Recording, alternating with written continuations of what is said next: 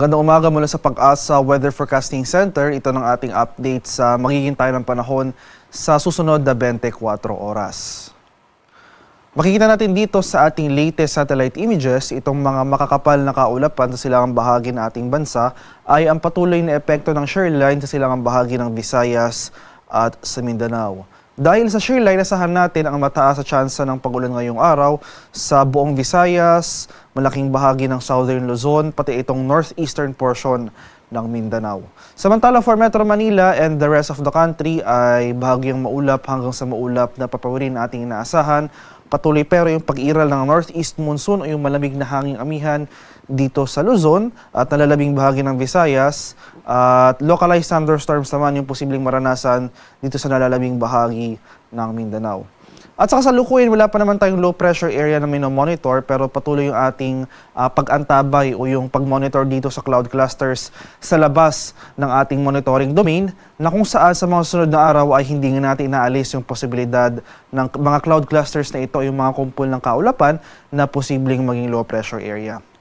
So para sa karagdagang detalye para sa posibleng low pressure area or posibleng sama ng panahon by next week, inasahan natin na may isang low pressure area na posibleng mamuo ng ating monitoring domain sa mga susunod na araw at generally westward or west-northwestward yung paggalaw nito papalapit sa ating kapuluan. Na kung saan possible by later in the week ay makaapekto ito sa silangang bahagi o yung mga easternmost portions ng Visayas at sa Mindanao. So base sa ating latest tropical cyclone threat potential forecast, meron itong low to moderate chance na maging bagyo sa mga susunod na araw. So posible pang magbago yung mga senaryo sa ating susunod na araw regarding its formation at yung magiging epekto nito sa ating bansa. So patuloy yung ating pag-monitor sa mga succeeding weather updates na pinapalabas ng Pag-asa. And para sa magiging weather condition for today, dahil sa epekto nga ng shear line, malaking bahagi pa rin ng Bicol Region at ilang bahagi ng Mimaropa. For today, makakaranas tayo ng mga kaulapan at mga kalat-kalat na pag-ulan, pagkulog at pagkidlat. Partikular na dito sa mga lalawigan ng Camarines Sur, Catanduanes, Albay, Sorsogon, Masbate at Romblon, asahan natin yung mataas sa tsansa ng pag-ulan ngayong araw. Samantala, for Metro Manila and the rest of Luzon, ay generally fair weather ang ating inaasahan ngayong araw. Kung may mga pag-ulan man tayong mararanasan, ito yung mga light rains o pag-ambon lamang. So nasa kalagitnaan tayo ng malakas na bugso ng ating northeast monsoon o yung hanging amihan. So asahan pa rin natin posible yung mga mabababang temperatura, especially ngayong madaling araw. Sa areas naman ng Palawan, Visayas at sa Mindanao, dahil nga sa epekto ng shear line, buong Visayas maapektuhan nitong shear line for today. So mataas sa tsansa ng mga kaulapan at mga kalat-kalat na pag-ulan ang ating inaasahan. Samantala sa area naman ng Mindanao, dito sa mga lalawigan or ilang areas ng Caraga and Northern Mindanao, particular na sa mga lalawigan ng Dinagat Islands, Surigao del Norte, Surigao del Sur, Agusan del Norte, Camiguin at Misamis Oriental, asahan pa rin natin dyan yung mataas sa tsansa ng mga pag-ulan ngayong araw. So generally, eastern sections ng Visayas, Mindanao, as well as itong easternmost portions ng Bicol Region for today, maghanda po tayo sa mga banta ng flooding or landslides, lalong-lalo na kung tuloy-tuloy yung mga pag-ulan na ating mararanasan. Sa nalalabing bahagi ng Mindanao ay generally fair weather ang posibleng maranasan ngayong araw, pero nandyan pa rin yung mga usual afternoon to evening na mga rain showers or thunderstorms at light rains naman o yung mga pag-ambon na dulot ng amihan ang mararanasan sa Palawan, kabilang na dyan ang Kalayaan Islands. Para naman sa magiging lagay ng ating karagatan for today, ay sa kasalukuyan wala po tayong nakataas na gale warning sa anumang seaboards ng ating bansa, pero iba yung pag-iingat pa rin sa ating mga kababayan na maglalayag dito sa northern and eastern seaboards ng ating bansa dahil posible tayong makaranas dyan ng katamtaman hanggang sa maalong karagatan. At ito yung ating latest weather advisory na inisyu kaninang alas 5 ng umaga.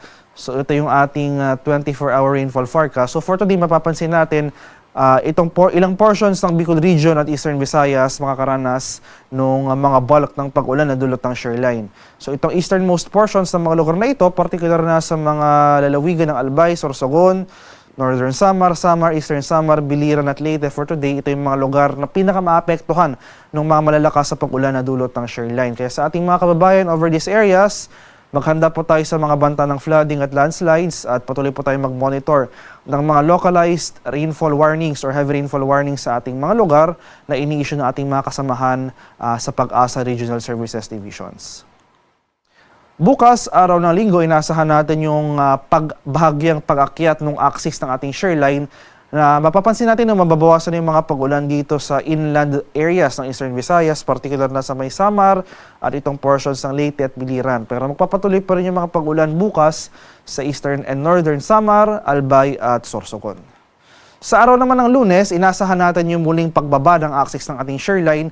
So mababawasan na yung mga pag-ulan sa Bicol Region, pero makakaranas muli tayo ng mga pag-ulan dito sa eastern portions o itong northeastern portion ng Mindanao. So magpapatuloy yung mga pag-ulan na dulot ng shoreline sa Eastern Samar, Leyte, Southern Leyte. Makakaranas muli tayo ng mga pag-ulan sa Medinagat Islands at Surigao del Norte. Kaya sa mga sunod na araw, dahil sa epekto ng shoreline, significant na mga pag-ulan na ating posibleng maranasan sa silangang bahagi ng Southern Luzon, Visayas at sa Mindanao. So beyond that, sa araw ng Tuesday at Wednesday, magpapatuloy yung epekto ng shoreline dito sa eastern portions ng Mindanao. No? So sa Micaraga, portions ng Northern Mindanao, maski yung areas ng Davao Region, makakaranas po tayo ng mga pag-ulan na dulot ng shoreline. With regards naman sa possible low pressure area next week na sa ngayon ay wala pa nga tayong minomonitor, ay wala pa tayo inaasang direktang epekto ng nasabing sama ng panahon sa ating bansa, pero posible pa magbago yung weather scenario na ito, kaya patuloy po tayong umantabay sa mga succeeding weather updates as well as yung mga advisories na ini-issue ng Pag-asa. Haring araw sa Kamanilaan ay sisikat mamayang 6:25 ng umaga, lulubog naman mamaya sa kanap na 5:55 ng hapon.